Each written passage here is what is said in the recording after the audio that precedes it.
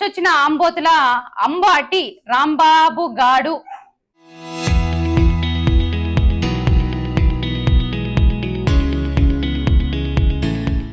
నాకు తెలిసి నా ఉద్దేశంలో రాంబాబు గారు అని ప్రస్తావించడం కూడా ఇలాంటి నీచులకి తప్పు అని నాకు అనిపిస్తుంది. అందుకనే నేను రాంబాబు గాడు అని చెప్పి సంబోధించాలనుకుంటున్నాను.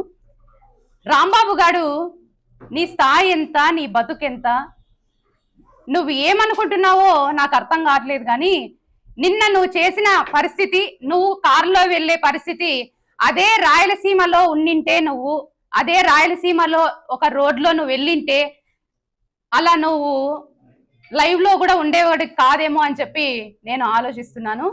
మా వాళ్ళు ఇంకా మా సారు క్రమశిక్షణ అనే ఒక ఇంజెక్షన్ ని కార్యకర్తల్లో ప్రతి ఒక్కరిలో నరాల్లో ఎక్కించి ఈ రోజు నువ్వు ఈ విధంగా నువ్వే కాదు, మీ పార్టీకి చెందినటువంటి ప్రతి ఒక్కరు కూడా ఇదే స్థాయిలో ఇదే పదజాలంతో గత 5 సంవత్సరాలలో దేశం కాదు, రాష్ట్రం కాదు, ప్రపంచ నలుమూలలో మీకు ఎంతో రికార్డులు సాధించారు ఈ విధమైన పదజాలం మాట్లాడడంలో. గతంలో చంద్రబాబు నాయుడు గారు ప్రతిపక్షంలో ఉన్నప్పుడు ఆయన భార్యని విమర్శించడం జరిగింది. ఈ రోజు మేము అధికారంలో ఉన్నప్పుడు వారి అమ్మగారిని కూడా మీరు మాట్లాడే పరిస్థితికి మీరు దిగజారారు అంటే, మీ నాయకుడు, మీరు ఎప్పుడు మా నాయకుడు ఫస్ట్ క్లాస్ స్టూడెంట్ అని చెప్పుకుంటుంటారు, మీ నాయకుడు మీకు ఇలాంటి క్లాసెస్ ని చెప్పి మిమ్మల్ని తయారు చేసి బయటకు పంపుతున్నాడా అని చెప్పి నేను మీ నాయకుడికి మిమ్మల్ని ఒక క్వశ్చన్ వేస్తున్నాను. ఎలాంటి సంస్కారం నేర్పుతున్నాడు మీ నాయకుడు మీకు?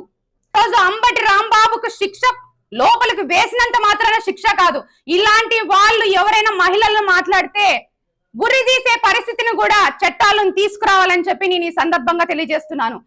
అరే మిథున్ రెడ్డి, నువ్వు కడుపు కూడు తింటున్నావా, గడ్డి తింటున్నావా? ఇప్పుడు కూడా ఇంకా ఢిల్లీ పెద్దల దగ్గర పోయి ఇక్కడ జరుగుతున్న అన్యాయాన్ని గురించి నువ్వేదో పెద్ద సాధించేవానిలాగా మాట్లాడుతున్నావు. గతంలో ఏం చేసావు? ఈ రోజు నీ పార్టీలో ఉన్న మహిళలైతేనేమి, పక్కన పార్టీలో ఉన్న మహిళలైతేమి, అందరినీ నీ తల్లిలాగా చూసుకుంటే ఆ నొప్పి, ఆ బాధ నీకు తెలుస్తుంది. మహిళలు అంటేనే నీచ స్వభావానికి దిగజారుతున్నారు.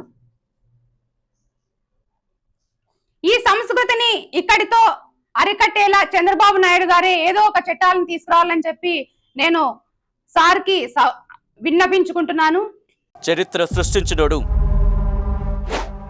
ఇప్పుడు ఆ చరిత్రని తిరగరాయబోతున్నాడు. అబద్ధాల గోడల్ని బద్దలు కొట్టి నిజాలను రాగా మీ ముందుంచబోతున్నాడు.